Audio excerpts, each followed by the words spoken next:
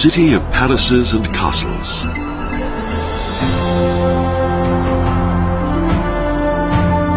Ethiopia in the 17th century. For the first time in the country's history, Kaiser Fasilides began with the construction of a walled palace.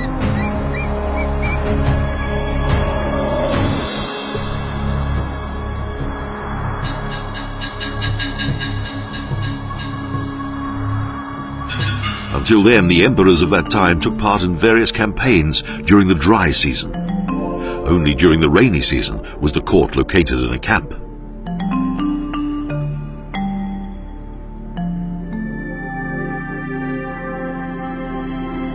So, in the course of a century, a huge fortification was built with several royal palaces and a number of churches.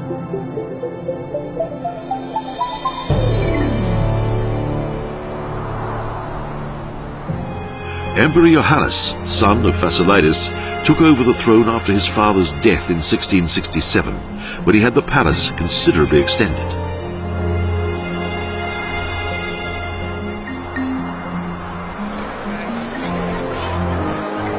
But apart from the library tower and an adjoining wall, little of it is visible today. The remaining architecture is reminiscent of European castles.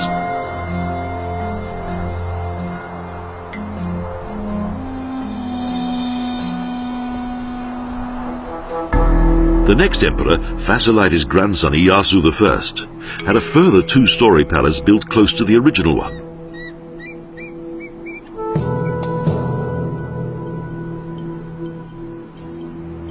An imposing building of 40 meters in length and with 13 additional towers. Architectural elements from Arabia, Africa and Europe were artfully united.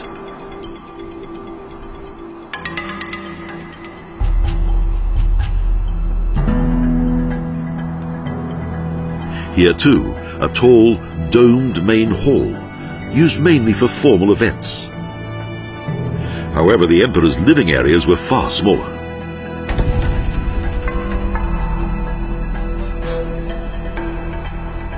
In those days, envoys of the Pope were duly received, and Gondar experienced an economic boom.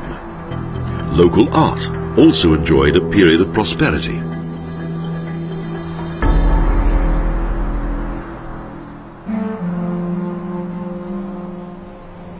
Dawit III, son of Emperor Iyasu, had his palace built in the north of Fasil Gebi, protected by a 900-meter-long wall.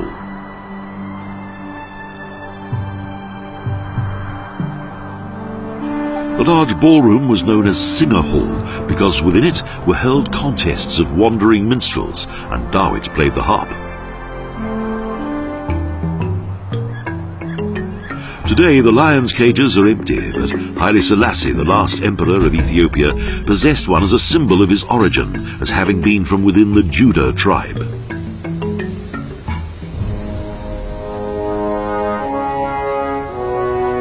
Even the archive is like a small castle, and yet was home to so much of Gondar's art and culture, Gondar having been the religious center of Ethiopia.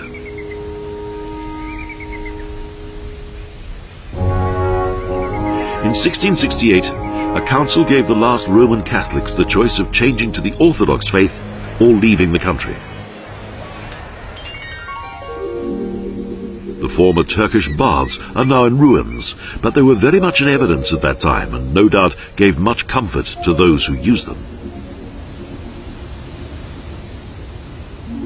However, all of this was little known outside Ethiopia due to the country's self-imposed isolation.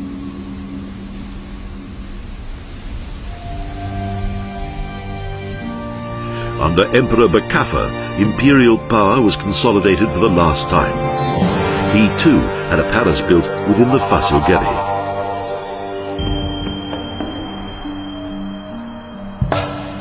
It consisted of two 50-meter-long buildings, of which the middle courtyard was covered with a tented roof for various official receptions.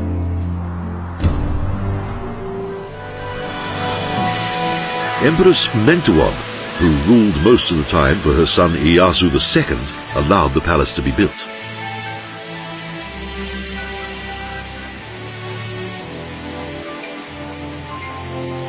A final flowering of courtly power began at the end of the 17th century and attracted merchants from Europe, the Middle East and the Arabian Peninsula.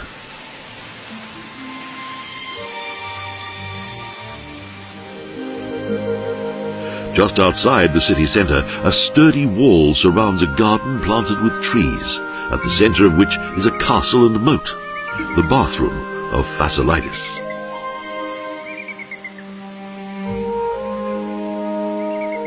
Situated in the centre of a large water basin, the building was constructed on columns accessible via a bridge.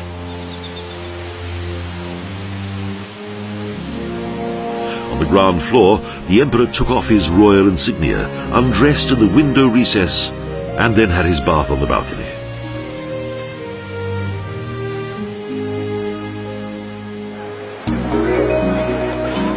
On a hill in the town, Emperor Iyasu I had the Debre Birhan Selassie built, the monastery of the Holy Trinity on the Mountain of Light.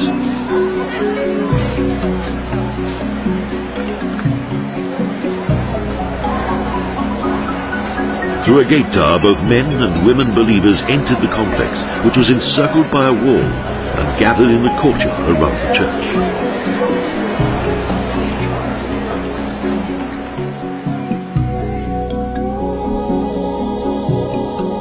The church was built according to the unusual religious form of a long-drawn Axiomite basilica.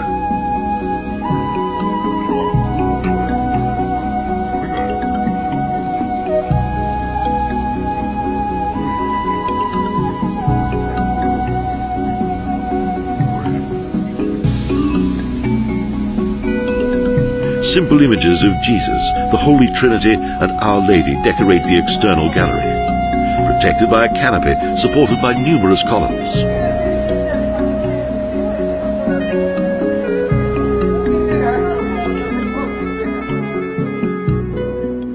Wonderful murals adorn the interior.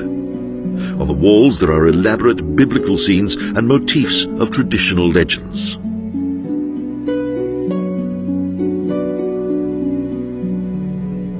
The heads of angels on the ceiling bring to mind the souls of the beheaded.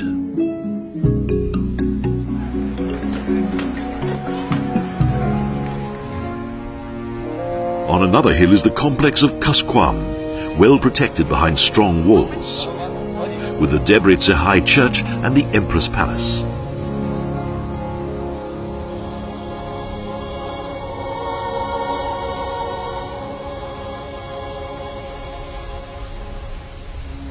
Stored in a small adjoining building are the last memories of the luxury, art and knowledge of those bygone times.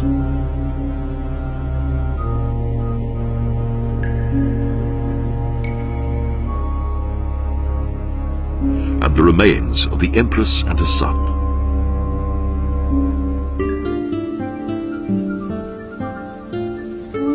Set in a magnificent location overlooking the city, the palace ruins stimulate the imagination to how splendid this all once was. It was also here that Empress Mentewab once resided when life in Fazl Gebe became perilous.